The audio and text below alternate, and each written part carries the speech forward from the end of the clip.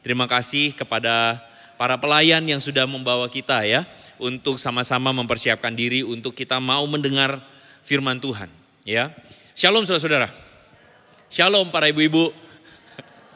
Saya tadinya tidak menyangka bahwa persekutuan KW Sunter akan sebanyak ini ya. Berapa waktu yang lalu saya melayani di KW-nya Mangga Besar. KW-nya Mangga Besar itu juga ya ampun banyaknya minta ampun ya. Ternyata di Sunter banyak juga begitu. Saya nggak menyangka. Tadinya saya pikir di ruangan kecil begitu ya, maksudnya ruangan yang lebih kecil, ruang doa atau serbaguna.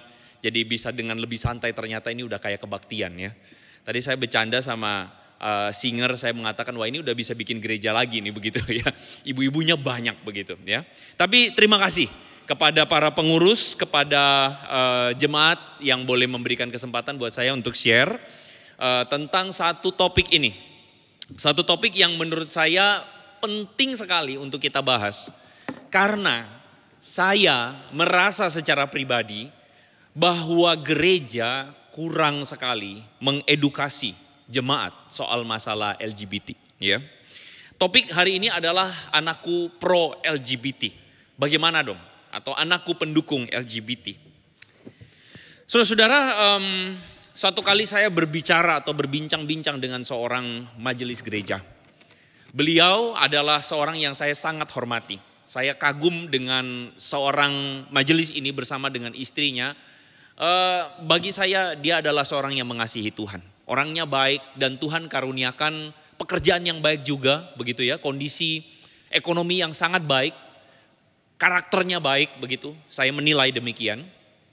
Tapi satu kali dalam pembicaraan di sebuah telepon, jadi saya ada di ruang keluarganya, kami lagi rapat begitu berbicara tentang proyek digital ministry yang sedang kami kerjakan.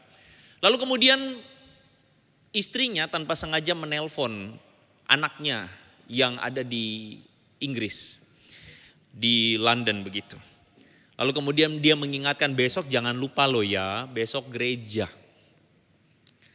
Saudara, dari pembicaraan di telepon, anaknya itu terdengar seperti kalau orang Jawa bilang itu ares-aresan.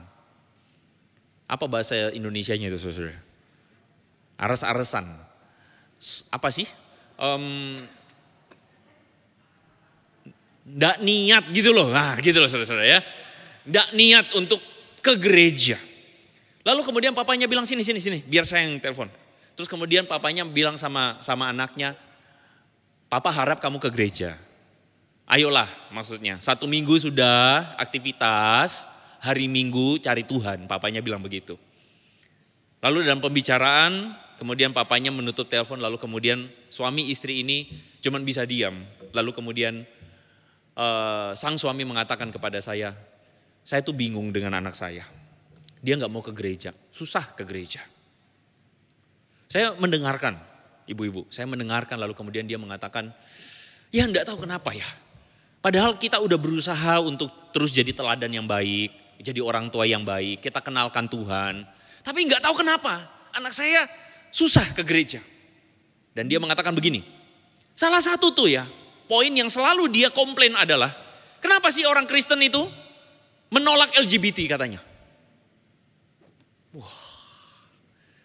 Jadi rupanya sang anak ini meskipun saya kok yakin bahwa bukan itu alasan utamanya, tetapi dia menggunakan alasan itu sebagai sebuah alasan bahwa ada alasan bagi dia untuk tidak usah ke gereja atau ada alasan bagi dia untuk tidak perlu menerima iman Kristen.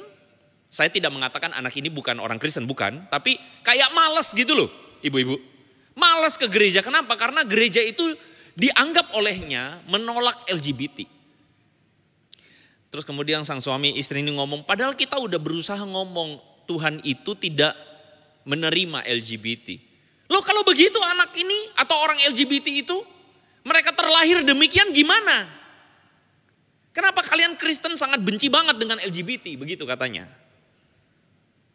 Wah, pembicaraan itu ibu-ibu membuat saya bergumul.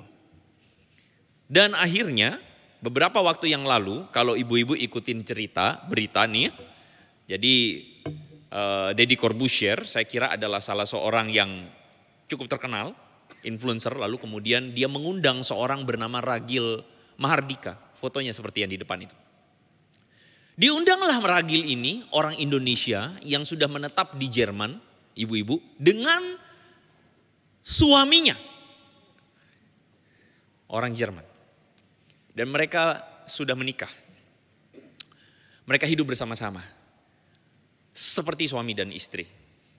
Nah, lebih benarnya suami dan suami, bukan suami sama istri kan, suami dan suami, suami-suami.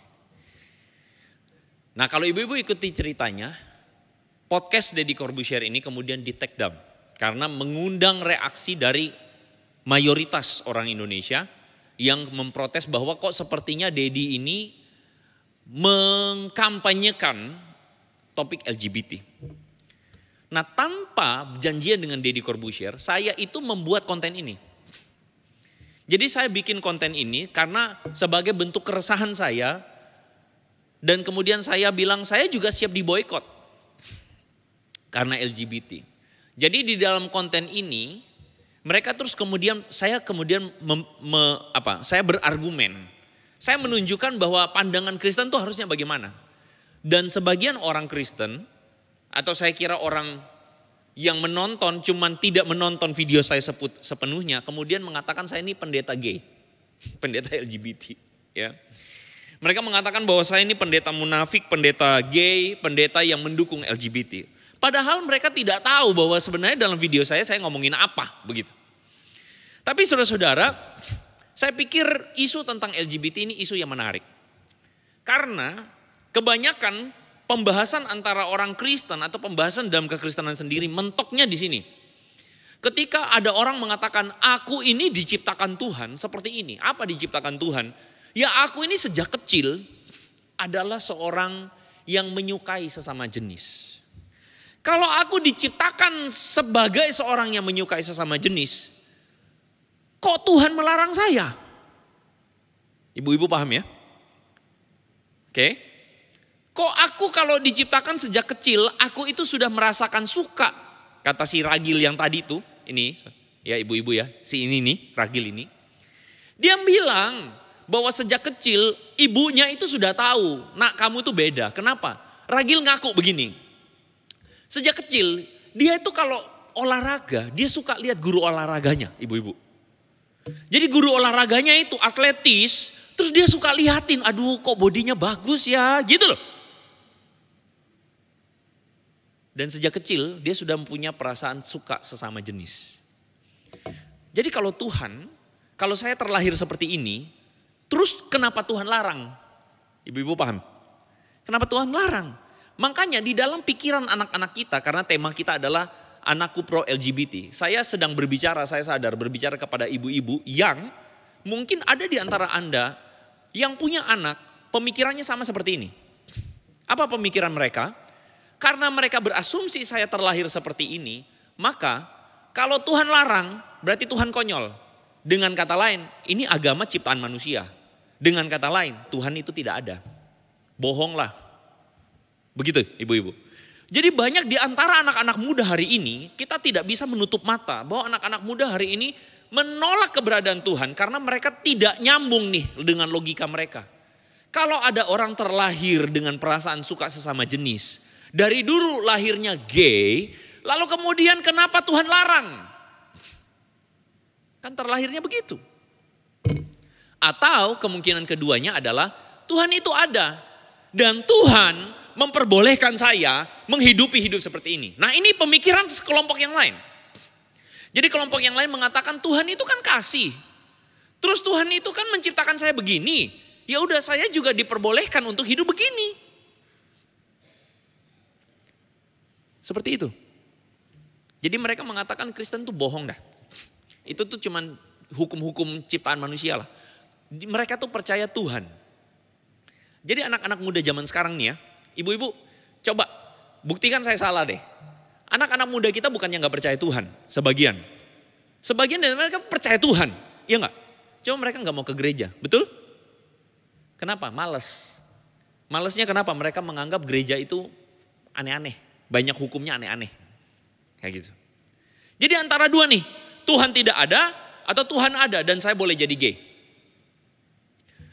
Menurut saya permasalahannya ada di sini. Kita salah memahami premis-premisnya. Premis itu maksudnya kita salah memahami asumsi-asumsinya. Karena menurut saya isu ini adalah isu yang agak rumit. Kenapa agak rumit? Karena sebagian orang Kristen atau bahkan lebih tepatnya pengajar-pengajar Kristen itu tidak memahami asumsi dasarnya dengan benar. Akhirnya apa? Keluarlah statement-statement yang mengatakan bahwa kalau misalnya ada LGBT, oh itu pasti Tuhan benci dan tidak boleh. Contoh. Saya dulu percaya bahwa seorang LGBT, penyuka sesama jenis itu pasti saya mohon maaf ya, saya ngomong vulgar aja ya ibu-ibu ya. Pasti disodomi. Saya percayanya begitu. Sewaktu saya ada di seminari, saya ada menggumulkan isu ini, saya ambil kuliah waktu itu psikologi pembimbingan. Kita ngomong tentang isu LGBT dan saya percaya bahwa jika seorang menyuka sesama jenis itu pasti disodomi. Pasti waktu kecil mengalami pelecehan seksual. Itu yang saya percayai. Karena saya percaya tidak mungkin Tuhan menciptakan seorang. Ibu-ibu sepakat dengan saya? Sepakat ya? Jadi waktu dengar cerita tentang dulu tuh ya, saya lupa sih apa Jombang ya, Rian Jombang ya. Terus kemudian ada cerita siapa itu anak-anak kecil disodomi berapa banyak dan anak-anak yang disodomi itu akhirnya menjadi seorang LGBT. Dan mereka akhirnya mensodomi lagi anak-anak yang lain. Nah, bayangan saya adalah seorang penyuka sesama jenis pasti disodomi atau pasti dilecehkan. Itu bayangan saya dulu. Dan ternyata dalam perjalanan saya begitu kaget mendapati sebuah kasus di mana ada seorang yang ngaku sama saya bahwa mereka atau dia ini adalah penyuka sesama jenis. Ibu-ibu tahu, saya kejar mati-matian. Saya bukan kejar dia, bukan. Tapi saya kejar, kenapa kamu bisa jadi begini? Saya tanya betul, kamu pasti dulu disodomi. Dia bilang enggak kamu pasti lupa. Saya tanya, papa kamu, om kamu, tetangga kamu, orang di gereja, ayo ngaku, kamu pasti disodomi. Dia bilang enggak kamu pasti lupa. Karena saya ngotot bahwa harus begitu. Karena saya beranjak dari asumsi bahwa Tuhan tidak menciptakan seorang LGBT. Dan menurut saya benar, Tuhan itu tidak menciptakan seorang LGBT. Cuman cara memahaminya salah. Teman saya ini bisa dikatakan teman baik. Dia bilang enggak, saya dari dulu tidak pernah dilecehkan seksual. Tapi saya dari dulu udah suka cowok. Dan menurut saya kita mungkin harus membuka mata bahwa bisa jadi ada orang-orang yang memang terlahir menyukai sesama jenis. Ini yang menurut saya asumsinya salah. Kita ini asumsinya banyak yang salah sehingga Kristen itu banyak ditolak oleh anak-anak muda karena kita tidak memahami asumsi dasarnya dengan clear. Kita cuman pakai asumsi pokoknya. Nah, jadi siang hari ini sebenarnya ini pembicaraan levelnya ini level seminar, ya. Tapi saya akan mencoba membawakannya secara hati-hati pelan-pelan supaya ibu-ibu bisa paham, baik pelan-pelan ya. Dan nanti di akhir dari pemaparan ini saya berikan kesempatan untuk tanya jawab. Jadi ibu-ibu kalau misalnya ada pertanyaan boleh dicatat. Ya, di handphone atau dicatat di buku catatan dan nanti bisa ditanyakan pada waktu nanti ada interaksi, ya. Nah, karena itu saya mengajak kita melihat premisnya dengan jelas. Saya mendasari teologi saya dari Yohanes pasal 9 ayat 1 sampai 3, ya. Firman Tuhan berkata, kebaca ya ibu-ibu ya. Kita baca sama-sama boleh ya. Sama-sama kita baca, 1, 2, 3. Waktu Yesus sedang lewat, ia melihat seorang yang buta sejak lahirnya. Murid-muridnya bertanya kepadanya, Rabi, siapakah yang berbuat dosa? Orang ini sendiri atau orang tuanya? Sehingga ia dilahirkan buta. Jawab Yesus, bukan dia dan bukan juga orang tuanya. Tetapi karena pekerjaan Allah harus dinyatakan di dalam dia. Ibu-ibu, kita melihat sebuah cerita di mana ada satu kali Yesus melewati sebuah daerah. Lalu kemudian mereka melihat, Yesus dan murid-murid melihat, ada seorang yang buta sejak lahir. Lahir sudah buta. Dan kemudian mereka bertanya sebuah pertanyaan yang wajar sekali. Pertanyaannya apa? Murid-muridnya tanya, siapakah yang berbuat dosa? Siapakah yang berbuat dosa? Sampai-sampai orang ini lahir buta. Sekarang saya tanya, kalau ada anak yang, saya mohon maaf sekali lagi, saya pakai kata cacat ya, saya mohon maaf. Bukan bermaksud untuk merendahkan mereka yang disabilitas, bukan. Tapi oke lah, kita pakai kata cacat. Jika ada anak yang cacat, saya tanya, salah siapa? Salah siapa?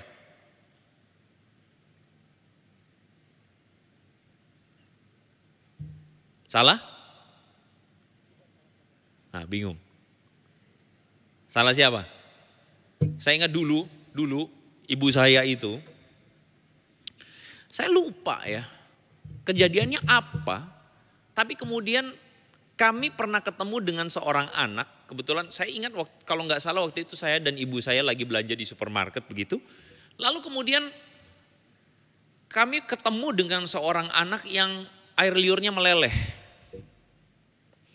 Lalu ibu saya bilang begini, kamu tahu nggak kenapa anak itu air liurnya meleleh? Karena waktu mamanya hamil, lagi ngidem apa nggak dikasih katanya. Makanya ngiler melulu katanya. Saya waktu itu masih TK atau SD, saya lupa juga. Tapi saya percaya itu sampai besar. Mama saya selalu bilang, kalau ibu lagi hamil jangan dijahatin. Nanti bahaya sama kandungannya. Terus mama saya juga pernah bilang begini, mama tuh salah. Waktu hamil kamu, mama tuh benci sama akong kamu. Benci sebenci-bencinya, akong kamu tuh nyebelin katanya. Lahir kamu persis sama kayak akong kamu gitu katanya. Mukanya mirip. Jago ngomongnya juga mirip katanya. Ya, itu adalah tahayul-tahayul. Ya, menurut saya itu tahayul-tahayul yang diturunkan turun-temurun.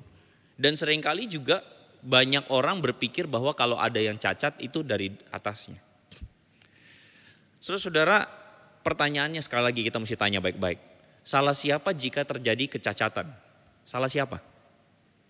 Salah siapa? Waktu Yesus dipertanyakan, Rabi, salah siapa? Orang tuanya atau orangnya? Yesus bilang apa? Bukan salah siapa-siapa. Saudara-saudara, banyak kita berpikir bahwa Tuhan yang menciptakan. Sekarang saya tanya ibu-ibu, kalau ada seorang terlahir buta, yang ciptakan dia buta siapa? Halo?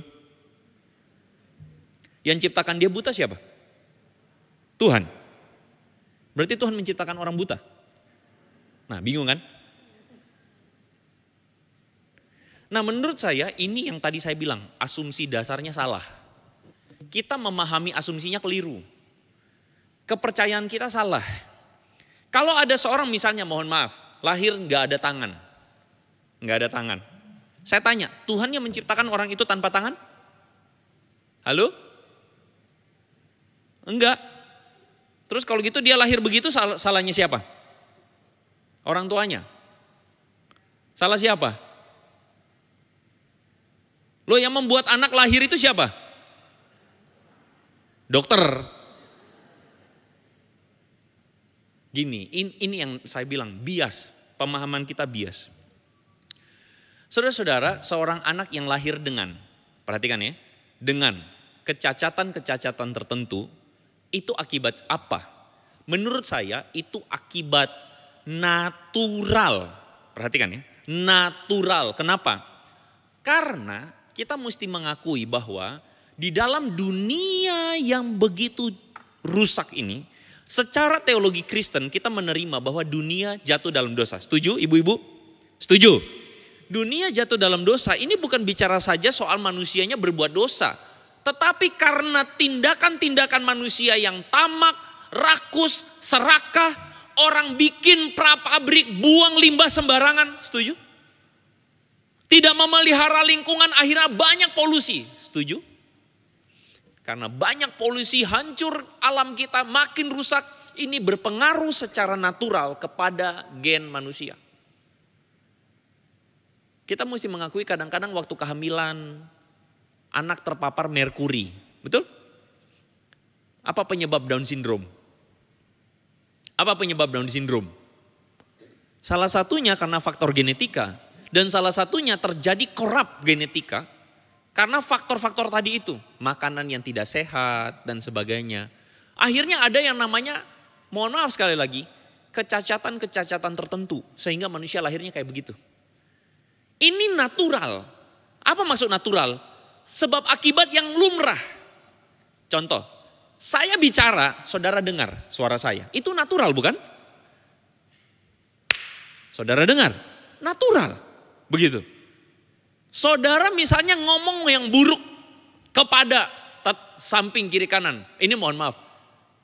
Ci, contoh ya. Ci, kok gemukan? Nah kan, langsung sebelah ibu-ibu langsung tersinggung. Natural nggak? Natural. Maksudnya natural itu adalah karena ada penyebabnya, akibatnya terjadi. Orang yang lahir dengan kecacatan itu bagi saya natural. Sekarang saya tanya, kalau natural itu Tuhan yang bikin, Tuhan yang salah atau bukan? Halo? Tuhan yang salah bukan? Bukan. Nah, inilah yang tidak dimengerti oleh para pendukung LGBT. Termasuk tidak dimengerti oleh sebagian pengajar Kristen.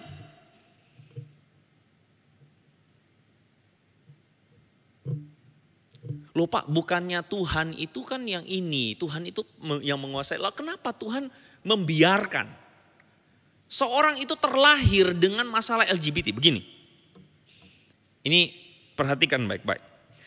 Sebagian orang Kristen yang tidak memahami konsep naturalnya ini, akhirnya mereka mengatakan, Tuhan kan tidak menciptakan LGBT. Berarti orang LGBT itu karena faktor lingkungan. Sama seperti saya dulu tadi tuh berpikir. Waktu malam, teman baik saya ini ngomong sama saya, kok lu udah tidur belum? Gue bilang belum, kenapa lu ribet gitu kan. Enggak, gue mau ngomong sama lu. Apaan? Saya bilang. Ayolah gue mau ngomong sama lo. Oke, kita turun, saya turun karena tempat tidur kami susun begitu. Lalu saya turun, saya keluar ngomong di selasar. Lalu dia bilang gini, kok gue mau ngaku. Ngaku apaan gitu kan ya. Saya sama sekali no idea ibu-ibu. Aku mau ngaku. Aku itu suka sesama jenis. Saya langsung cuma bisa liatin dia. Hah?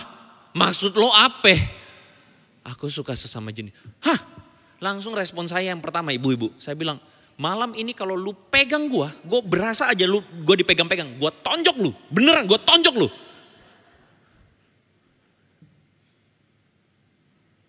Tapi untungnya hari itu saya tidak, dan hari itu dan sesudah hari-hari berikutnya saya tidak memandang dia jijik sama sekali. Tapi saya penasaran. Makanya itu tadi saya cerita. Saya tuh kejar dia sampai mengatakan, kamu tuh pasti dulu disodomi deh. Itu udah pasti dah. Karena saya pengen tahu, karena buat saya ini bermasalah. Kalau kamu terlahir dengan perasaan suka sesama jenis, Tuhan yang salah. Udah gitu aja. Pilihannya cuma dua. Tuhan gak ada atau Tuhan ada. Kalau Tuhan ngelarang, Tuhan salah. Berarti kamu boleh, udah gitu aja. Saya betul-betul bergumul loh ibu-ibu. Saya bergumul sekali dengan sebuah pikiran ini. Ini Tuhan yang salah bukan? Ini Tuhan yang bikin bukan? Dan akhirnya saya harus menerima kenyataan bahwa saya semakin menemukan begitu banyak orang-orang dalam hidup saya ini sejak saya SMP saya punya teman LGBT ada. Dan mohon maaf hari ini dia kena AIDS. Teman saya SMA ada yang LGBT juga. Teman saya kuliah ada yang LGBT juga. Saya bingung jadinya. Kenapa teman saya banyak yang LGBT ya? Dan ini membuat saya bergumul ibu-ibu. Saya gak bisa tutup mata dan mengatakan Tuhan benci LGBT. Sudah saya gak kasih penjelasan. Gak bisa. Saya harus mencari tahu. Saya harus sebagai seorang hamba Tuhan, saya mesti ngerti ini. Kenapa begini ini terjadi? Saya akhirnya menyadari bahwa, oh sebenarnya mungkin kita harus menerima kenyataan ada orang-orang yang terlahir itu sudah suka sesama jenis. Nanti kita bisa diskusikan kalau ibu-ibu tidak puas dengan perkataan saya ini. Saya percaya bahwa LGBT itu betul ada faktor pembentukan lingkungan. Tapi orang terlahir LGBT itu menurut saya ada faktor naturalnya. Apa itu faktor natural? Yang tadi, dunia jatuh dalam dosa. Persis kayak ada orang lahir Down syndrome. Apakah Tuhan menciptakan seorang Down syndrome? I don't think so. Tidak.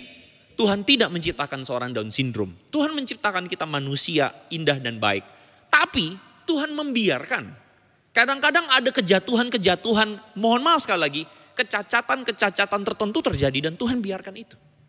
Kenapa Tuhan biarkan? Kan manusia menderita.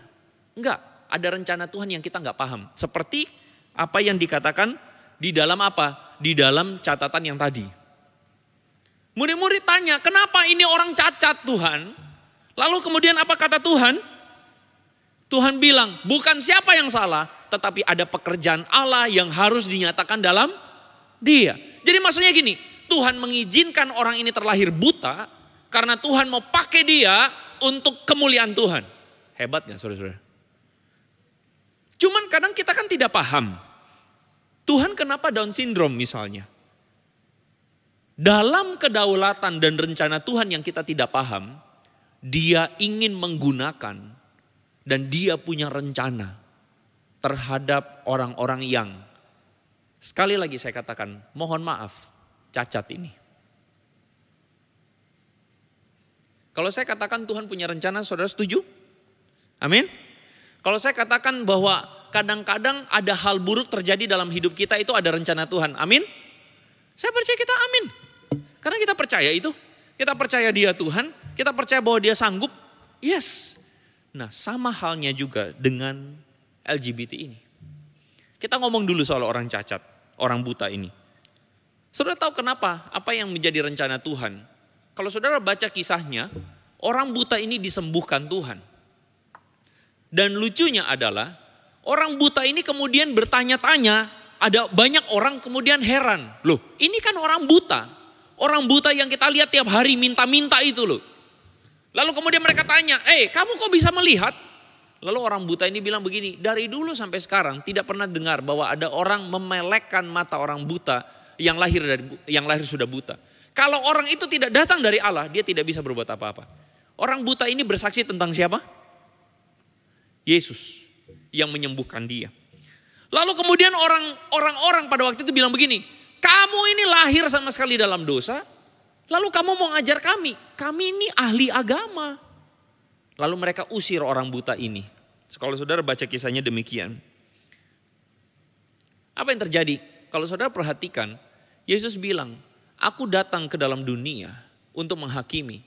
Supaya barang siapa yang tidak melihat dapat melihat. Barang siapa yang dapat melihat menjadi buta. Apa maksud Yesus? Lucunya adalah dalam kasus orang buta ini adalah Yesus bilang begini. Kamu itu yang bisa melihat secara fisik.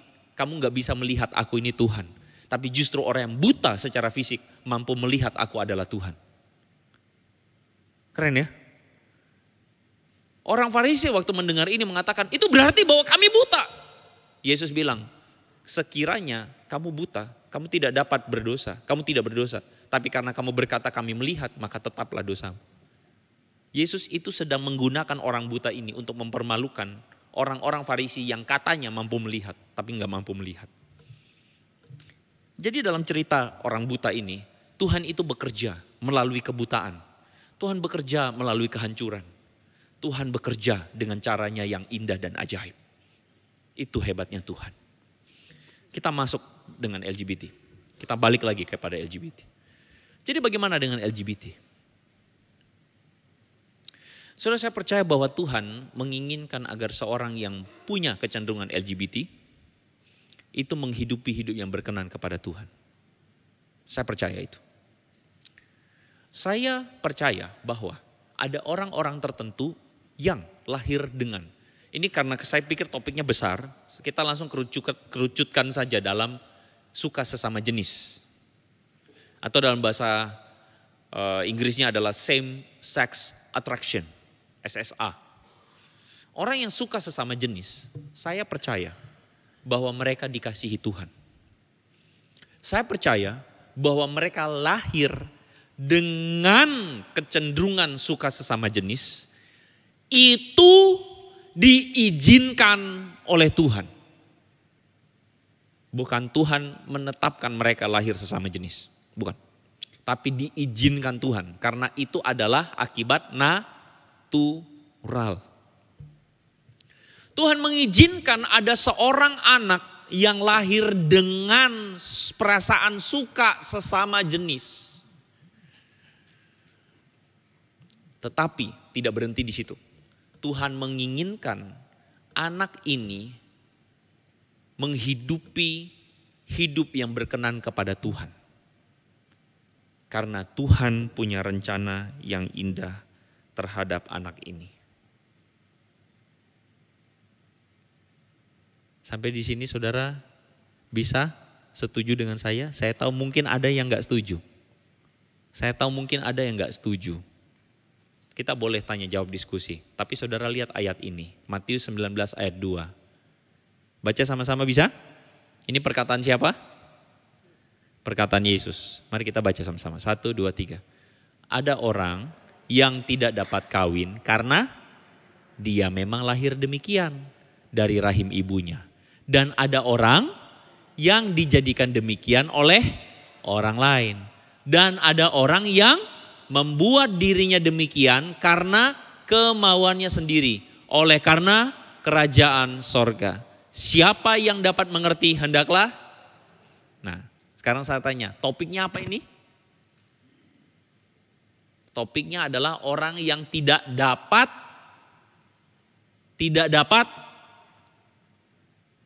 kawin. Kalau tidak dapat kawin apa artinya? Ya enggak menikah, enggak kawin. Yesus bilang apa? Ada orang yang tidak dapat kawin karena memang lahirnya begitu. Entahkah secara, sekali lagi saya mohon maaf ya, tapi saya pikir ibu-ibu sudah dewasa. Genitalnya misalnya tidak lengkap. Genitalnya misalnya tidak utuh misalnya, misal. Atau terjadi bukan cuma genital tapi karena masalah mentalnya tadi. Saya berpendapat bahwa orang yang suka sesama jenis itu adalah kecacatan mental. Itu cacat. Saya bukannya mau menghina mereka yang suka sesama jenis. Tapi itu kayak sesuatu yang ya sudah karena naturalnya begini. Mau gimana? Begitu. Ada orang yang terlahir begitu kata Yesus. Ada orang yang dijadikan begitu. Apa itu dijadikan begitu? Ada orang yang konteks Yesus waktu itu dikebiri. Dikebiri. Saya percaya ada orang juga yang jadi begitu karena apa sih penyebab orang suka sesama jenis? Nih ya, saudara, ibu-ibu tolong pijit dulu, mungkin kepalanya panas ya. Pijit dulu. Gak usah tegang. Tapi ada orang yang menjadi seorang suka sesama jenis, padahal dulunya enggak loh Pak. Dulunya dia suka lawan jenis Pak. Seriusan, saya kenal anak ini Pak. Dia tuh pacaran sama tetangga sebelah rumah Pak. Lawan jenis, tapi entah nggak tahu kenapa sekarang balik dari luar negeri udah gandengannya sesama jenis Pak, saya bingung. Nah, jenis seperti itu adalah jenis yang bukan karena lahirnya suka sama jenis. Tapi memang dia terpengaruh. Jadi saya pernah berteman dengan seorang pramugari. Ngobrol begitu. Terus saya itu kebetulan di pesawat itu saya lihat ada seorang pramugara yang begini. Terus saya tanya, lu itu memang masuknya udah begini atau bagaimana? Oh enggak, kata dia, dulunya masuknya maco. Tapi karena di mes itu kumpulannya begini semua, dia ikutan begini jadinya. Oh, jadi ada lingkungan, ada faktor lingkungan yang bikin orang itu kayak disorientasi, ibu-ibu. Jadi makanya kan firman Tuhan mengatakan pergaulan yang buruk merusak kebiasaan yang baik.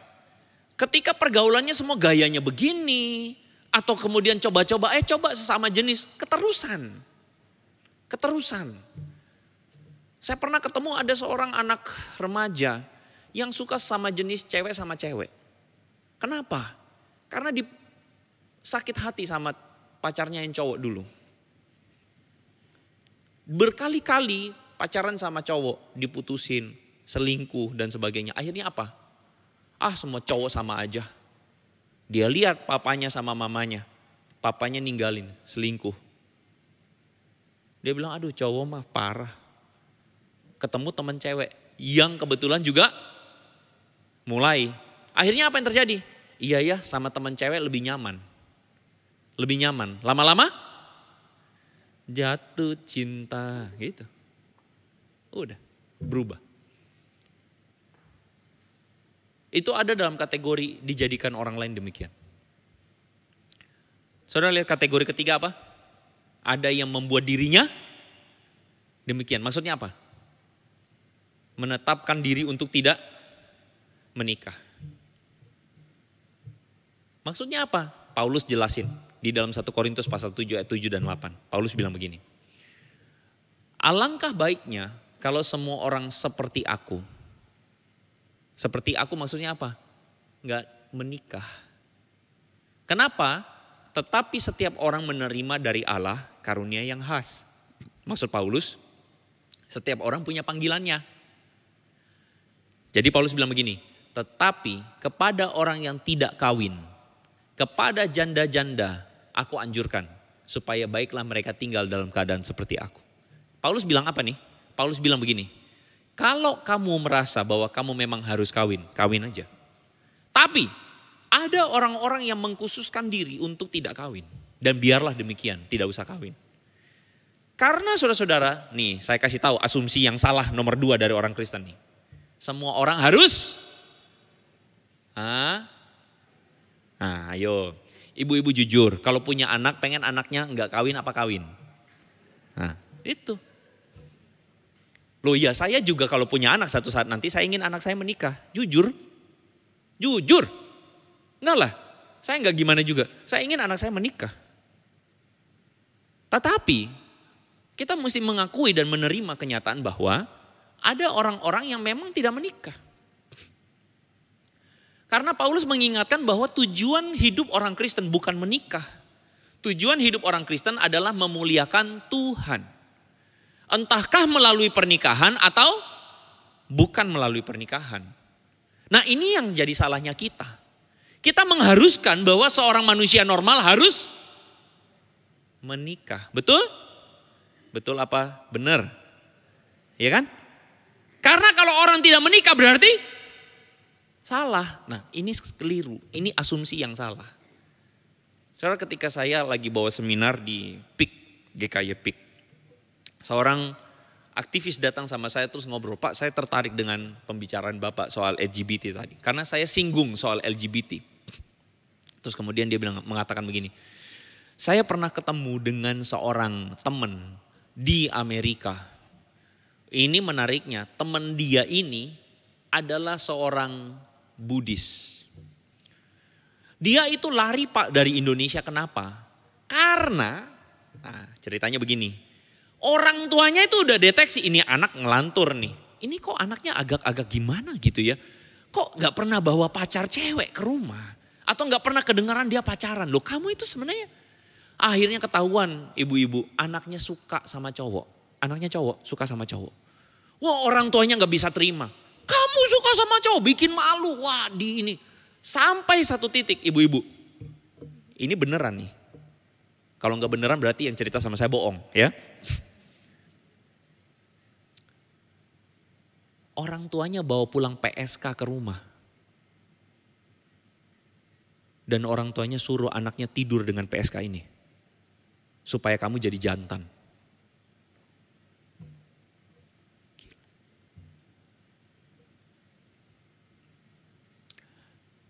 Perhatikan baik-baik. Banyak orang Kristen tidak sadar bahwa bukan ajaran Kristus yang diikutin. Tapi itu ajaran dunia. Kenapa tadi saya bawa nama Buddha? Saya bukan mau ngomong agama Buddha begitu, bukan. Tapi maksud saya adalah orang non-Kristen pun, siapapun kita yang bukan Kristen pun, kita pun punya sebuah apalagi tinggal di Indonesia. Kita pengen yang namanya normal itu menikah dengan lawan jenis dan harus menikah.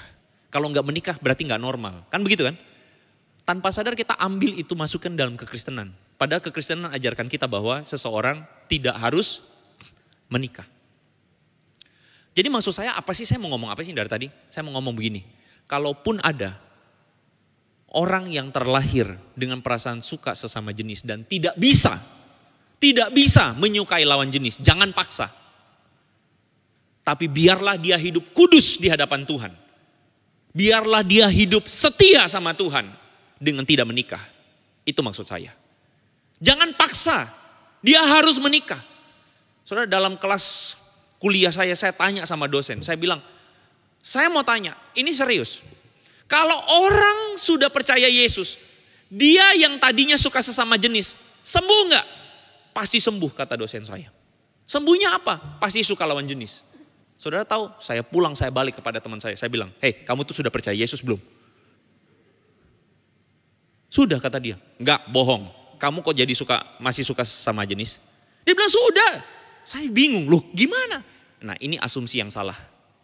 Kita berpikir bahwa orang kalau percaya Yesus pasti suka lawan jenis. Salah. Tidak ada hubungannya itu. Tapi orang yang percaya Yesus pasti tahu bahwa dia harus hidup kudus. Itu yang betul. Amin? Itu yang betul. Hidup kudus. Hidup tidak perlu mengikuti keinginan dosa. Tidak perlu mengikuti, oh saya suka cowok jadi saya mau menikah sama cowok. Bukan begitu ceritanya. Sesama jenis, bukan. Seorang yang menyukai sesama jenis bisa hidup benar di hadapan Tuhan dengan menjaga kekudusan. Saya udah kelamaan ngomongnya.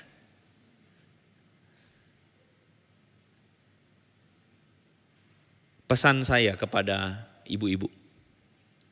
Saya jamin 100%. Apa yang saya bagikan ini bisa jadi. Makanya tadi saya bilang, karena terlalu banyak asumsi yang salah. Sehingga anak-anak kita tuh salah paham tentang isu ini. Mereka tidak bisa memahami rencana Tuhan yang besar buat mereka yang terlahir dengan kekhususan ini. Jadi kita sebagai orang tua, kita harus memberi pengertian yang benar. Salahnya kita adalah kita langsung datang sama anak kita mengatakan, nah LGBT itu salah, Tuhan tidak suka, kita tolak. Anak kita nggak paham. Yang mereka lihat apa? Mama, papa, orang Kristen benci LGBT, itu yang mereka lihat. Nah ini salah, nggak boleh. Kita mesti kasih pengertian dulu, kenapa mama dan papa tidak setuju dengan isu LGBT ini. Tapi mama dan papa mau kasih pengertian yang benar. Gitu. Yang kedua, kita mesti kasih pengertian yang benar soal sikap Kristen. Saudara, apakah Yesus membenci seorang LGBT? Yesus benci? Tidak, Yesus sayang. Yesus sayang semua kita manusia berdosa, amin. Tapi Yesus tidak mau kita menghidupi dosa, betul? Itu yang benar. Nah itu harusnya. Gereja harus demikian. Dan terakhir, kita mesti memberitakan anugerah Tuhan kepada orang-orang ini. Mereka tertolak. Dan itulah sebabnya kenapa mereka bikin parade-parade pride. Mereka munculin diri mereka dan sebagainya. Karena menurut saya gereja gagal di dalam menyatakan kasih Tuhan kepada mereka. Ini kesalahan gereja dari dulu. Dan kita harus menghentikannya. Saya kira saya sampai di sini. Mungkin ada pertanyaan, saya berikan kesempatan ibu-ibu kalau ada yang mau bertanya. Atau bingung mau bertanya apa. Enggak apa-apa. Kalau masih mengganjal enggak apa-apa. Pak masih mengganjal sama saya. Kok begini? Boleh, silakan bertanya. Saya kasih kesempatan. Silakan, ada yang mau bertanya? Atau ada yang kurang jelas? Shopee. Ketahuan suka belanja online ya. Belum ada yang tanya Ibu. Pasti bahagia dengar kata paket depan rumah. Ayo. Lebih suka dengar kata paket. Ya, ada yang mau bertanya? Silakan. Oh iya. Saya mulai dulu. Silakan Bu. Kalau kita sebagai orang tua, Ya. tahu memang anak kita lahir seperti tadi yang sudah disampaikan. Iya. Ya. Terus tadi dikatakan kalau gitu dia harus hidup dalam kekudusan. Iya. Sedangkan dia kan punya naluri untuk seksualnya. Iya. Lalu bagaimana? Kalau kekudusan berarti kan dia tidak harus menikah ya Pak. Betul. Jadi bagaimana solusinya? Dia punya kecenderungan untuk Suka sesama jenis. Iya, dan dia harus melampiaskan Hasrat seksualnya. itu, terus bagaimana untuk jalan keluarnya? Makasih. Makasih Bu. Saya percaya bahwa hasrat seksual itu adalah sesuatu yang natural menyatu dengan tubuh daging kita. Tetapi saya percaya bahwa hasrat seksual tidak harus diikuti. Saya percaya itu. Makanya saya bilang ketika ada seseorang punya panggil menikah, puji Tuhan. Dia bisa menyalurkannya. Tapi jika tidak, ya ditahan. Jika tidak, ya dialihkan. Saya percaya itu. Jadi begini, untuk menjelaskannya begini. Tadi saya cerita, saya punya teman SMP yang juga LGBT. Saya punya teman SMA yang juga LGBT. Saya punya teman kuliah juga LGBT. Dan beberapa teman-teman yang lain yang saya tahu ini LGBT. Teman SMP saya AIDS. Karena biasanya kaum LGBT itu, ini ibu-ibu untuk pengetahuan ibu-ibu semua ya. Biasanya kaum LGBT itu mereka hidup dalam dua dunia berbeda. Ada yang kelihatan di gereja rajin sekali, hati-hati loh. Rajin, pelayanan, pimpin pujian, main musik, padahal LGBT. Jadi hari Minggunya kudus banget, malam Minggunya kudis banget. Ada. Baru-baru ini ada seorang subscriber di YouTube saya cerita. Singer di gereja, pelayanan luar biasa. Tapi udah tinggal sekamar sama temen cowoknya. Bener-bener cowok, ini cowok sama cowok nih. Di kamar, sekamar udah tinggal bareng. Tapi hari Minggu pelayanan. Jadi mereka tuh punya dua dunia. Karena mereka juga tahu bahwa ini salah. Tapi mereka kayak bagaimana? Kayak ya udahlah. Akhirnya apa? Punya teman-teman chatting, punya teman-teman di sosmed yang juga LGBT, kena jadinya. Yang teman kuliah saya sudah meninggal. Bisa jadi karena faktor yang sama. Teman SMA saya menikah dengan perempuan. Dan buat saya ini anugerah. Dia ngaku sama istrinya. Saya itu menyuka sesama jenis. Ibu-ibu tahu, istrinya nangis luar biasa. Senangis-nangisnya. Istrinya bilang begini, kalau bukan karena Tuhan saya ceraikan kau. Tapi istrinya bilang begini, tapi oleh anugerah Tuhan saya mau bantu kamu jadi papa. Karena dia punya anak, anaknya laki-laki dan dia takut setengah mati. Dia takut, dia sadar dia ini penyuka sesama jenis. Anaknya laki-laki akan jadi kayak dia. Dia takut luar biasa, akhirnya dia ngaku sama istrinya. Begini, ibu-ibu, saya tidak menyarankan kawin dulu atau nikah dulu baru ngaku. Saya tidak menyarankan itu. Tidak, sebaik mungkin jangan. Saya juga yakin ibu-ibu kalau ada yang anaknya cewek, ibu-ibu mau nggak? Mantu ini ngaku setelah nikah, mau nggak? Mau nggak? Nggak mau kan? Nah, yang punya anak cowok jangan begitu. Jangan bilang, ya udah kamu kawin aja dulu, yang penting kawin. Jangan, please, jangan. Tapi jika dia menemukan seorang teman hidup yang mau menerima dia apa adanya, dan mau menolong dia tetap menjadi laki-laki yang benar, atau konteksnya ini cowok yang menerima cewek yang suka sesama jenis tapi mau tetap menjadikan atau menerima dia dan menolong dia jadi perempuan utuh. Puji Tuhan, haleluya, kansiencu ban kamsyah. Begitu. Jadi sekali lagi, kalau buat saya, kalau misalnya ini amit-amit saya nggak mau, tapi jika itu terjadi pada anak saya, satu saat, saya menyarankan sama anak saya nggak usah nikah, karena belum tentu kamu ketemu orang yang bisa terima kamu, dan nggak bisa salahkan hak orang untuk hidup baik atau hidup katakanlah dengan tanda kutip menikah dengan orang normal. Kamu jangan salahkan orang, tapi terimalah keadaanmu dengan indah dan hidupilah hidup yang indah. Saya akan dampingi dia. Sekarang ibu-ibu tanya, saya punya nggak circle orang yang ada? Dan saya kasih tahu sama teman-teman anak pemuda ini, saya bilang, dia ini spesial ya. Saya juga bilang sama dia, kamu harus hidup kudus. Koko sayang sama kamu, Koko akan available buat kamu. I love you so much.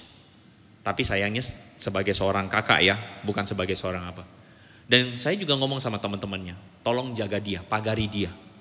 Karena mereka-mereka ini tuh ingin punya relasi. Menurut saya bukan seksual yang utama. Yang seksual-seksual itu yang otak-otak kotor aja buat saya. Mereka tuh sebenarnya butuh relasi, butuh teman jangka panjang sampai tua. Dan saya bilang sama teman-temannya, jaga dia. Jadi pagar buat dia. Jangan sampai dia tuh gak dapat kasih, dia cari sama yang lain. Saya juga bilang sama dia, jangan cari ke tempat lain. Dia mau pergi ke luar negeri, saya larang, gak boleh. Saya bilang kamu belum siap. Tapi kok aku pengen, no, saya bilang, keluar sana kamu gak ada pagar. Kalau gak ada pagar, habis kamu.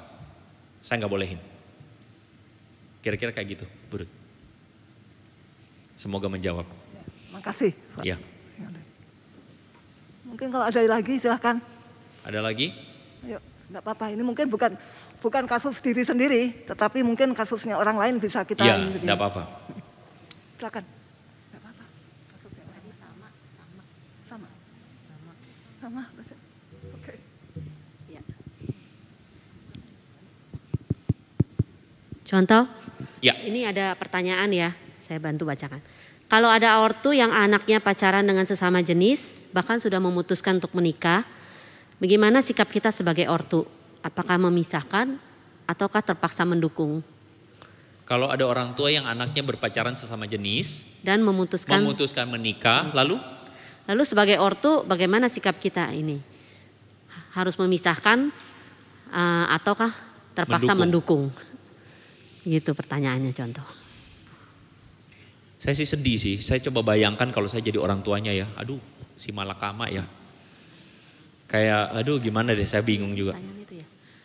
Tapi begini, saya punya asumsi bahwa orang yang punya anak dan memutuskan mau menikah dengan sesama jenis, ini saya ngomong pahitnya ya ibu-ibu ya, kita terlambat. Ibu-ibu pasti setuju bahwa kadang-kadang kita tuh merasa sama anak itu terlambat, betul? Anak saya sudah terlanjur tidak mau ke gereja, betul? Kenapa? Karena dulu mungkin kita terlambat, antisipasinya terlambat. Jadi saya mengkategorikan pertanyaan ini ada pada kategori terlambat. Kalau saya punya kasus kayak begitu, maka saya akan berusaha sebisa mungkin sekuat tenaga, saya akan katakan sama dia, please don't, jangan. Saya lakukan segala cara untuk bisa melakukannya. Tapi jika sampai pada titik di mana dia mengeraskan hati dan tidak mau sama sekali, saya akan bilang begini, saya akan tetap sayang kamu, whatever the condition, but I still disagree with you. Begitu, itu tanggapan saya. Jadi saya membiarkannya. Saya tetap tidak setuju, saya tidak mendukung, tapi saya tetap sayang dia. Tapi kalau kan saya nggak bisa paksa dia kan? Bagaimana caranya saya paksa supaya dia tidak jadi? Culik dia, bawa pergi ke luar negeri. Wah saya nggak tahu deh kalau ada duit. Kalau nggak ada duit gimana? Mau apa? Kerangkeng dia, ikat rantai, kan nggak bisa. Tapi saya akan mengatakan saya tetap sayang kamu, tapi saya tidak bisa setuju dengan ini. Udah, gitu aja saya. Kalau saya, mungkin tanggapan saya begitu. Kalau mau direspon boleh juga Bu. Kalau saya begitu.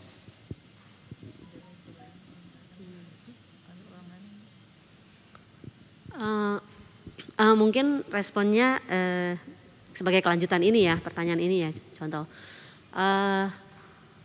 Kita seringkali melihat begitu ya, ada orang-orang yang memang secara apa ya kita bilang ya, mungkin kalau kita kan gampangnya secara genetik atau hormonnya mungkin misalnya anak laki, tapi dia sifatnya feminin gitu, kewanitaan begitu ya. Dan akhirnya ya sangat mudah gitu terpengaruh untuk bisa jadi mencintai sesama jenis gitu. Bahkan ada yang merubah penampilannya gitu ya, laki jadi perempuan. Nah, kalau seperti itu kita menghadapi anak atau saudara seperti itu, bagaimana? Iya bagaimana begitu kan? Iya. Tadi kan saya ngomong terlambat ya. Terlambat itu dalam arti anak kita sudah dewasa, kita tidak punya otoritas apa-apa, dia berhak memilih. Tapi jika anak ini masih bisa kita punya otoritas, saya akan pisahkan. Makanya tadi saya bilang saya akan lakukan segala cara. Kalau misalnya saya punya anak saya misalnya masih SMA atau masih kuliah, terus udah pacaran sama jenis, saya akan intervensi. Saya bilang no way ya, enggak. Karena saya begini, kenapa saya bilang begitu? Loh kan berarti Bapak, bukan. Saya percaya dan saya yakin 100% jika dia menghidupi hidup sebagai seorang LGBT. Ulang ya, menghidupi hidup sebagai orang LGBT. Jadi maksudnya menghidupi dosa, kamu akan menderita. Dan saya akan lakukan segala cara sebagai papa untuk stopin. Saya akan stopin, saya potong, saya kalau perlu pindah kerja, apapun yang saya lakukan. Demi anak saya. Itu pandangan saya. Ya. Jadi konteksnya tuh belum terlambat. Nah sekarang pertanyaan tadi itu adalah bagaimana jika ada anak yang memang dari kecil udah kayak begini. Nah ini makanya saya bilang ibu-ibu perlu kehadiran seorang papa. Saya kok yakin seksualitas anak yang melenceng itu banyak faktornya. Menurut pengalaman saya dulu ambil MTH di saat dan topik yang saya ambil adalah LGBT. Ya. Dosen-dosen bingung, kenapa Andre kamu jadi ambil topik LGBT? Nggak tahu juga, tapi saya punya minat khusus di sini. Tadi ngomong sampai mana ya? Lupa saya. Sampai MTH. Papa. Ya, Papa. Dalam penelitian saya secara kuantitatif dan kualitatif, saya menemukan ada faktor kehadiran papa yang kuat. Jadi kalau anak itu dia melenceng orientasi seksualnya, biasanya tuh karena papanya tidak hadir. Mungkin papanya ada, tapi papanya tidak hadir.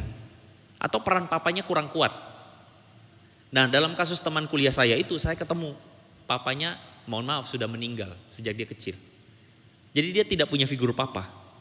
Mamanya tidak menikah lagi, mamanya adalah seorang yang saleh. Pelayanan di gereja, kur, paduan suara, tapi tidak ada figur papa. Dan akhirnya dia besar nggak ada figur papa. Saya mohon maaf ibu-ibu jika ada ibu-ibu yang mengalami mungkin suami sudah meninggal duluan, saya mohon maaf sekali. Tidak semua anak kita bakal melenceng. Itu saya percaya. Saya percaya. Ada Tuhan, kita minta Tuhan jadi bapa buat dia.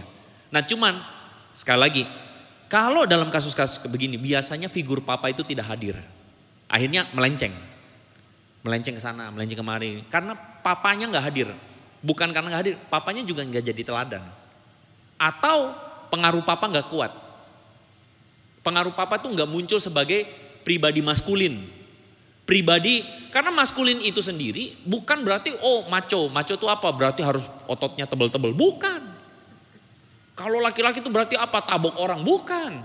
Maksudnya laki-laki itu adalah figur, ada sebuah karakter yang bertanggung jawab, ada sebuah karakter yang pemelihara seperti Bapa di sorga gitu loh ibu-ibu. Itu yang membuat anak itu punya satu gambaran seksualitas yang baik. Nah biasanya pada kasus ini kayak begini-begini itu figur papa mesti ambil alih.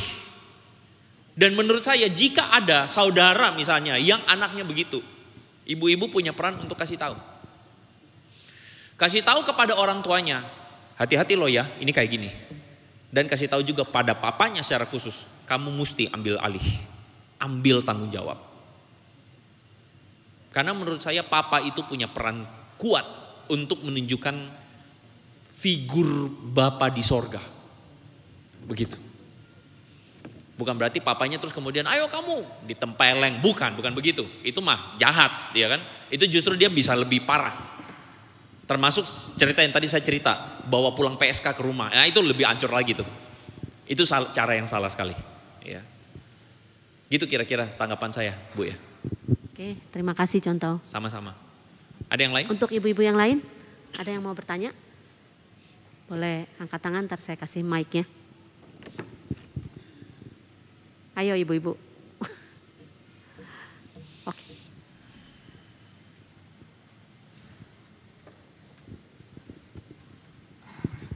Ya Pak, saya mau bertanya. Ya.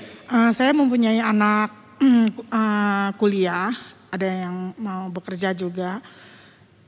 Kita sebagai orang tua, apa yang harus kita omongkan kepada anak-anak ini tentang LGBT ya Pak? Maksudnya kita kan kadang-kadang pergi berkeluarga kan mau ada ngobrol gitu. Nah apa yang kita mesti masukkan kepada anak-anak remaja ini yang kuliah ini yang bekerja ini tentang LGBT Pak, biar maksudnya kadang-kadang mereka ini kan kepada orang tua itu agak nggak mau cerita ya. Jadi kita saya minta tolong masukkan dari Bapak apa yang kita buka pembicaraan apa yang supaya pandangan mereka tentang LGBT ini untuk mengorek maksudnya pemikiran mereka tuh bagaimana gitu Pak. Iya. Ya makasih. Makasih. Berbahagialah orang tua yang anaknya mau cerita sama orang tua. Bahagia banget. Serius ibu-ibu. Jika anak ibu-ibu itu mau cerita terbuka, wah Anda terhitung sebagai orang tua yang berbahagia. Karena Anda dipercaya sama anak-anak. Tapi saya tahu bahwa ada anak-anak tuh yang memang kayak ada fasenya dulu terbuka Pak, udah makin gede, waduh banyak gaya banget gitu kan ya. Bahkan merasa apapun yang orang tua ngomong salah. Nah makanya saya bilang mesti pakai politik, pakai trik ya. Orang tua memang harus kenal dengan circle atau dengan teman-teman dekat anak-anaknya. Masuknya lewat teman-temannya, ajak makan ke rumah dan sebagainya. Nah karena pertanyaan ibu berhubungan dengan bagaimana mau tahu pandangan soal LGBT dan sebagainya, saya tidak bisa kasih rumus Bu. Saya cuman kasih prinsipnya adalah cari celah untuk bisa ngobrol secara deep talk dengan anak-anak. Maksudnya ngobrol tuh dalam. Ngobrol, ada contoh gini, sambil ngobrol, sambil makan, sambil santai. Jadi ada satu keluarga yang kemarin konsultasi sama saya. Saya bilang, jadi ceritanya nih gini, ibu sama bapaknya ini, jadi ceritanya gini, ini anak berontak, gak mau kuliah dan sebagainya. Akhirnya saya waktu ngobrol, saya akhirnya ketemu masalahnya. Saya bilang, masalahnya tuh satu, ibu terlalu cerewet. Ibu terlalu ngatur. Dan saya mohon maaf, ibu terlalu cerewet dan ngatur karena bapak tidak ambil alih. Karena bapak diam. Iya Pak ternyata. Saya bilang ya udah saran saya cuma satu. Ibu sekarang sepakat dulu sama bapak. Sepakat gak bahwa ini mesti berubah caranya? Sepakat. Ya udah. Kalau ibu mau ngomong, rem. Kasih tahu, papa yang ngomong. Bapak bersedia? Bersedia. Ya udah, lewatin bapak. Terus saya mesti gimana Pak? Saya nggak biasa ngomong sama anak. Tahu nggak? Anak itu kadang ngelunjak sama mamanya. Biasanya anak itu susah ngelunjak sama papa. Dia lebih gampang ngelunjak sama mama. Setuju ibu-ibu? Setuju?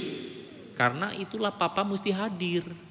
Saya bilang, oke Pak, saya kasih saran. Bapak jalan-jalan sama dia. Apa yang dia mau? Naik MRT. Ya udah jalan-jalan naik MRT. Bapak mesti ambil alih. Mesti bapak. Karena ibu nggak bisa. Kadang-kadang anak-anak itu kayak gitu. Sama ibunya tuh macam-macam begitu loh. Karena dia tahu maknya itu lebih sayang, lebih apa ya, dia bisa ngelunjak. Itu memang begitu. Udahlah. Bapak mesti ambil alih. Nah, pada kasus ibu saya nggak tahu kayak bagaimana lengkapnya. Saya cuma berbagi aja tadi. Nah, cuman kalau misalnya susah untuk apa, ya boleh tunjukin video saya. Video saya soal LGBT itu, wah banyak di ini ke anak-anak. Jadi mereka bisa melihat, iya ya ternyata Kristen itu bukan fanatik, dalam arti Kristen itu bukan pokoknya membenci orang, bukan. Justru Tuhan itu mengasihi. Dan Tuhan mau orang yang mengalami ini punya kehidupan yang baik di dalam Tuhan. Begitu maksud saya. Gitu ya Bu ya. Ada yang mau tanya Bu? Silakan. Ya, terima kasih untuk kesempatan hari ini. Saya ingin tanyakan, apakah seorang single parent itu yang terlalu memanjakan anak laki-lakinya bisa condong untuk menjadi LGBT? Jadi tidak ada figur bapak dan si mama ini memanjakan dengan apa semua yang dilakukannya. Terima kasih. Saya justru lebih mengkhawatirkan anak ini tidak bisa menjadi laki-laki yang baik. Saya mengkhawatirkannya begitu. Jadi bukan isu LGBT dulu tuh Bu. Tapi isunya adalah apakah anak ini bisa memaknai atau menjadi seorang laki-laki karena ayahnya tidak hadir. Apalagi dimanja oleh ibunya. Saya percaya bahwa yang namanya laki-laki itu tidak boleh manja. Tidak boleh mentalitasnya begini. Tidak boleh apa-apa, gampang, ada. Saya lebih cenderung setuju bahwa laki-laki itu harus jadi gini, kesusahan itu baik. Saya punya prinsip, kesusahan itu baik, apalagi buat laki-laki. Jadi banyak kesulitan itu baik buat dia, membentuk mentalnya dia. Tapi dia harus tahu betul bahwa kita sayang sama dia. Dan kita mesti kasih pengertian bahwa karena mama sayang sama kamu, mama didik. Karena mama sayang sama kamu, bukannya mama mau sok-sokan, tapi mama pengen kamu jadi orang. Meskipun mungkin papamu tidak ada atau tidak bersama-sama dengan kita, tapi kamu one day kamu akan jadi papa. Dan kamu bisa bayangin nggak waktu kamu jadi papa mentalitas apa yang mesti kamu punya, begitu kira-kira. Jadi kalau pertanyaannya adalah bagaimana dengan soal isu LGBT dan sebagainya, menurut saya belum tentu juga anak ini akan punya kecenderungan itu, belum tentu. Kasus-kasusnya itu bisa terjadi tapi juga bisa tidak. Nah menurut saya kembali lagi ini sifatnya kasus-kasus per orang, kasuistiknya bagaimana. Kayak gitu sih Bu. Terima kasih. Dan saya ulang ya, solusi untuk misalnya single parent bukan menikah ya ibu-ibu ya. Kan Paulus tadi bilang kepada janda-janda aku katakan untuk tetap tinggal pada, karena begini, menikah itu ibu-ibu bawa lagi masuk satu orang laki-laki yang kita nggak tahu ini bagaimana. Kalau betul-betul dia baik, ini saya ngomong dalam kasus misalnya suami telah meninggal. Kita bawa satu laki-laki masuk ke rumah. Kita tahu betul laki-laki ini takut Tuhan, benar dan sebagainya. Puji Tuhan ya. Tapi kalau enggak jangan. Jangan ambil resiko. Saya terlalu menemukan banyak kasus. Aduh, saya sampai pusing-pusing saudara-saudara. Manusia. Kayak gitulah kira-kira. Silakan. Ada lagi mungkin?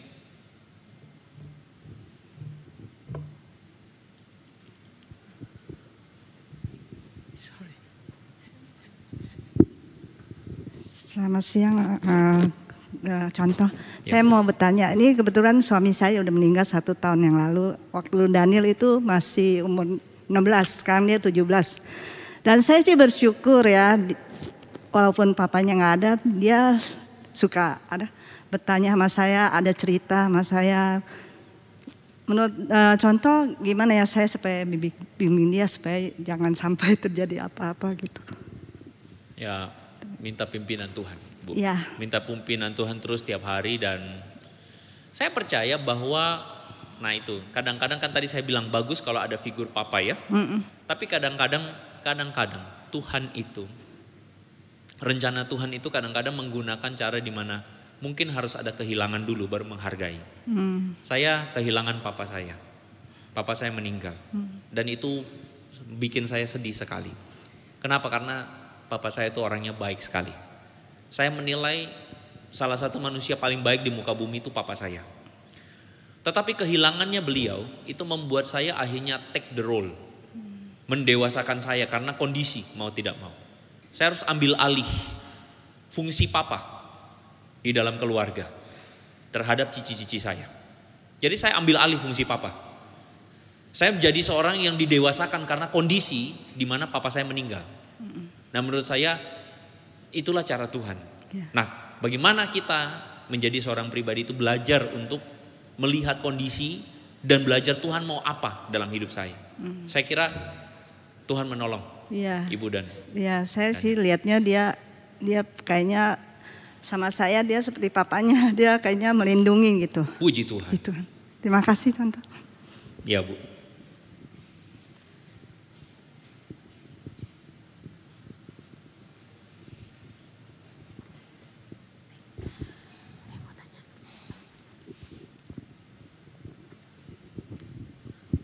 Ya, contoh mau nanya, Ya. kalau kasus untuk anak-anak yang masih usia, anak saya kebetulan 8 dan 11 tahun ya. Ya. Tapi kan di dunia zaman sekarang mungkin beda sama dulu yang hal-hal kayak gini tabu gitu, kita nggak bicara sama anak-anak. Tapi zaman sekarang kan masalah seks, masalah LGBT, anak kita mungkin bahkan lebih tahu dari kita gitu ya. Bahkan anak saya yang 6 tahun aja udah bisa tanya-tanya segala macam, bukan cuma lesbian, gay segala macam sampai panseksual apa itu dia udah bertanya gitu. Dan saya jelasin ke anak-anak gitu. Sebelum mereka saya bilang sebelum daripada kamu tahu dan bertanya ke orang yang salah. Jadi kalau kalian penasaran tanya aja sama mami. Kalau mami nggak tahu, mami tanya lagi ke yang lebih tahu gitu. Ya. Untuk usia-usia demikian Pak, itu kita jelaskan kan. Tapi mungkin ada hal-hal yang mereka belum paham banget gitu ya. Kayak misalnya saya sempat bilang kalau kita sama orang-orang demikian, kita jangan jijik, jangan menjauhi hal-hal kayak gitu. Mungkin mereka dengar tapi belum tentu paham gitu ya. Menurut Bapak gimana di usia seperti itu gitu? Thank you. Usia itu berarti usia SD ya? Iya, SD. Menurut saya anak-anak pada usia SD masih belum mampu berpikir secara kritis. Mereka akan mulai berpikir kritis itu pada usia SMP ke atas. Dan terutama jika perempuan, dia mulai lebih serius. Kalau laki-laki mah kerjanya main melulu. Saya kalau khotbah di depan anak-anak sekolah tuh ya SMP, saya tahu ini cowok-cowok main-main melulu isinya kan gitu kan ya. Tapi memang itu sesuatu namanya perkembangan emosional. Nah, jadi untuk menangkap sesuatu yang abstrak itu masih cukup sulit memang Bu. Mereka mengerti pada posisi-posisi di mana kita melihat pada sikap. Yang menurut saya yang Ibu bilang tuh sudah tepat. Kalau misalnya kita mesti sayang sama semua orang. Maksudnya mesti mengasihi semua orang. Tapi kita mesti punya patokannya tuh Tuhan. Maksudnya patokannya tuh Tuhan itu dalam arti Tuhan itu kasih contoh seperti apa. Nah, kita meniru apa yang Tuhan lakukan. Makanya penting banget pada usia anak SD itu menanamkan kisah-kisah yang ada dalam Alkitab dengan perspektif yang benar. Kalau saya menyarankan kisah-kisah apa yang Yesus lakukan. Gitu. Tuhan Yesus mencontohkan apa terhadap perempuan Samaria dia menerima, terhadap orang berdosa dia menerima, dia tetap berbuat baik. Itu penting. Dengan tujuan kita selalu bilang bahwa Tuhan itu mengasihi mereka supaya mereka bertobat. Tuhan mengasihi mereka supaya mereka bertobat. Nah, mereka akhirnya tertanam bahwa mengasihi orang yang punya orientasi seksual yang lain itu harus, tetapi tujuannya supaya mereka bertobat. Nah, saya pikir untuk anak SD begitu. Karena untuk membuat mereka mengerti lebih dalam lagi itu udah pada level yang berikutnya. Jadi untuk anak SD masih ada pada area-area demikian. Begitu ya Bu ya. Oke, thank you. Saya teringat satu hal nih. Teman saya nih, salah satu. Saya tanya sama dia, kamu tuh sebenarnya dilecehkan gak sih? Nah itu waktu dulu saya masih kepo banget tuh. Kamu dilecehkan gak sih? Dia bilang enggak. Tapi dia ingat satu kejadian. Kejadiannya apa? Waktu kecil dia suka dicium-cium. Sama banyak orang. Nah dia itu anak bontot banget, kakak-kakaknya udah tua-tua. Jadi dia anak yang lahir di usia tua. Anaknya ini dicium, jadi dia ini waktu kecil balita dicium-cium sama semua orang. Termasuk sama kakak-kakaknya yang laki-laki itu. Dan disitulah dia merasa disayang. Nah ibu-ibu kalau saya kalau punya anak saya tidak akan izinkan anak saya dicium-cium banyak orang. Saya agak hati-hati dengan itu karena saya ketemu kasusnya. Oh gitu. Jadi saya tidak izinkan anak saya dicium-cium banyak orang. Bergaul dengan banyak orang iya, tapi nggak usah lah main cium-ciuman begitu. Karena dia nanti bingung. Begitu. Itu kalau saya ya. Bisa jadi anak yang cium-cium banyak orang normal nggak? Ya bisa juga normal. Tapi ini bisa jadi kayak begini. Makanya saya nggak mau. Kayak gitu kira-kira ibu-ibu ya.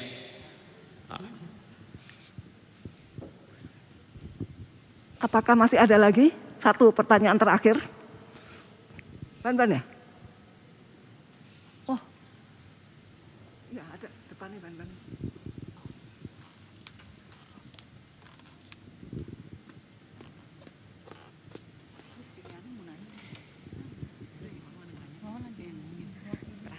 Iya.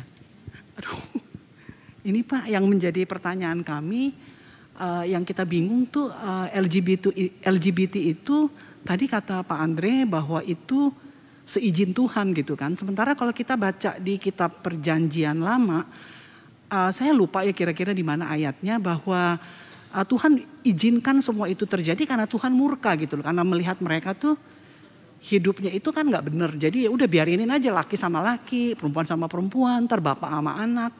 Jadi itu kayaknya ada kecenderungan tuh Tuhan murka di situ karena mereka itu menjalankan kehidupan yang nggak sesuai dengan apa yang Tuhan mau gitu kan. Cuman kalau balik lagi berpikir bahwa itu seizin Tuhan, terus kita berpikir di kitab Perjanjian Baru, apakah karena ada Yesus gitu kan, yang menjadi perantara antara kita dengan Tuhan, jadi menjadi satu perantara bahwa kalau kita berdosa tuh ada Yesus gitu, anugerahnya tuh di situ.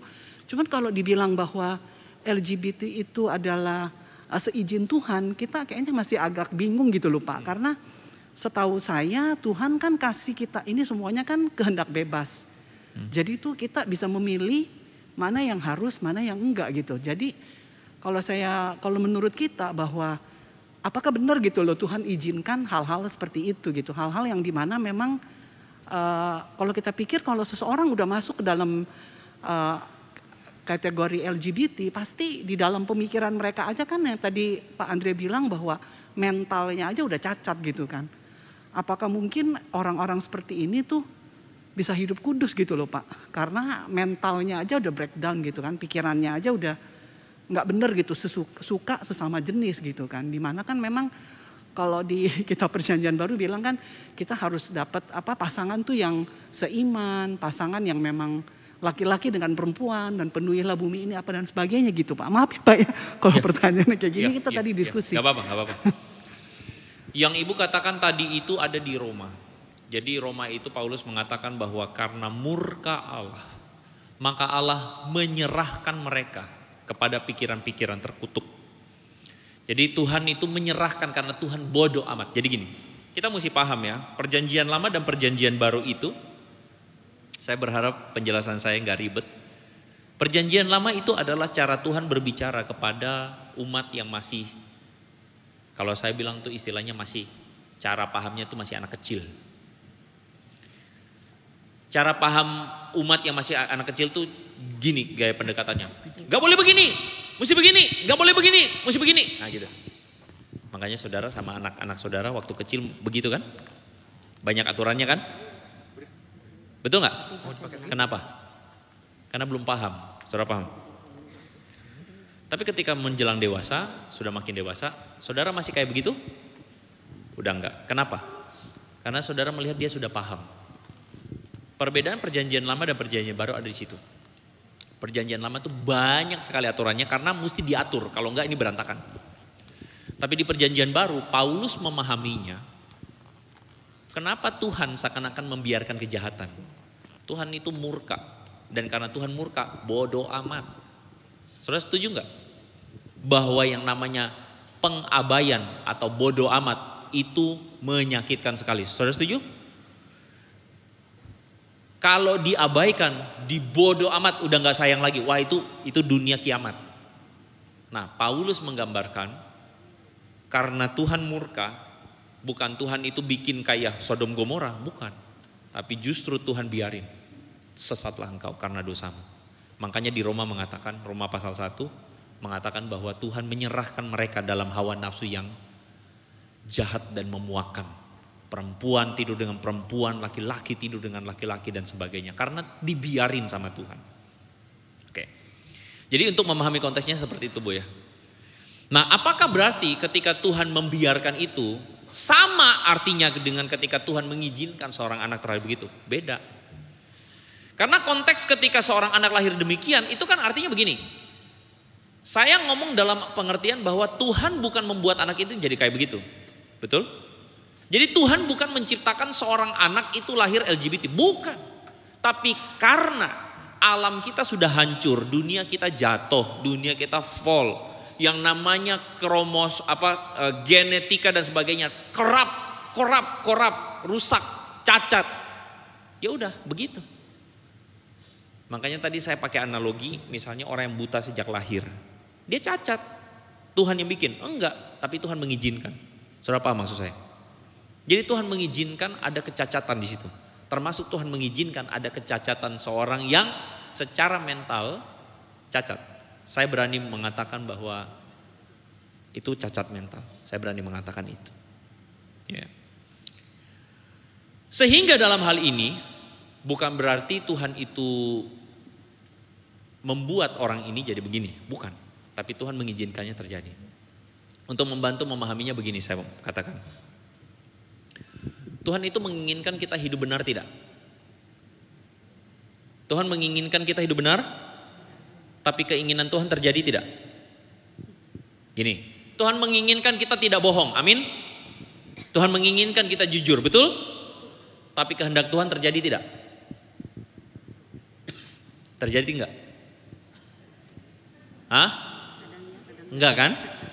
Itu yang tadi saya bilang kehendak bebas manusia. Begitu. Kenapa orang ini akhirnya bisa menjadi seperti itu? Ya karena kehendak bebas. Tuhan tidak pernah paksa orang. Tapi Tuhan tuh punya rencana supaya orang ini hidup benar. Nah cuma sekarang masalahnya tergantung kehendak bebas dia. Dia mau bagaimana? Itu maksud saya. Rencana Tuhan pasti terjadi enggak? Rencana Tuhan pasti terjadi enggak? Tergantung. Tergantung saudara menghidupinya bagaimana. Tapi yang Tuhan tetapkan pasti terjadi tidak? Pasti. Ada hal-hal yang Tuhan tetapkan, ada hal-hal yang Tuhan tidak tetapkan. Tuhan cuma kasih keinginannya, kehendaknya begini. Kalau kamu menghidupinya, hidupmu akan baik. Saya pikir begitu ya Bu ya. Jadi bukan berarti Tuhan itu maksudnya mengizinkan itu dalam arti Tuhan merestui. Tidak. Tidak. Mengizinkan bukan berarti merestui. Ketika Tuhan mengizinkan, Tuhan ingin supaya orang tersebut masuk dalam rencana Tuhan. Tapi pilihan bebas dia. Seperti itu kira-kira. Oke, saya kira seperti itu ya, ibu-ibu semua. Ya. Masih ada Bu? Kita sudahi dulu ya, contoh ya. Ibu-ibu terima kasih ya. Karena waktunya juga sudah sampai ya. Oke, Silakan. saya tutup Terima dalam doa kasih, ya. contoh. Ya. Mari kita berdoa, ibu-ibu. Kami bersyukur kepada Tuhan untuk sesi di pagi siang hari ini. Kami percaya bahwa ada pengertian yang baru yang Tuhan berikan kepada kami. Ada pengertian yang baru yang Tuhan ajarkan buat kami supaya kami menghidupi hidup yang benar, dan tolong kami sebagai orang tua yang punya anak, atau kami sebagai orang-orang yang punya sanak saudara, tolong kami supaya Tuhan memberi hikmat dalam pikiran dan hati kami, lidah kami. Sehingga apa yang keluar dari mulut kami adalah anugerah Tuhan. Hamba-Mu berdoa menyerahkan setiap jemaat-Mu Tuhan, pimpinlah kami dalam kasih karunia-Mu. Biar berkat dan kebaikan Tuhan menyertai kami semua. Dalam nama Yesus kami berdoa, sama-sama katakan amin. Tuhan berkati ibu-ibu semua.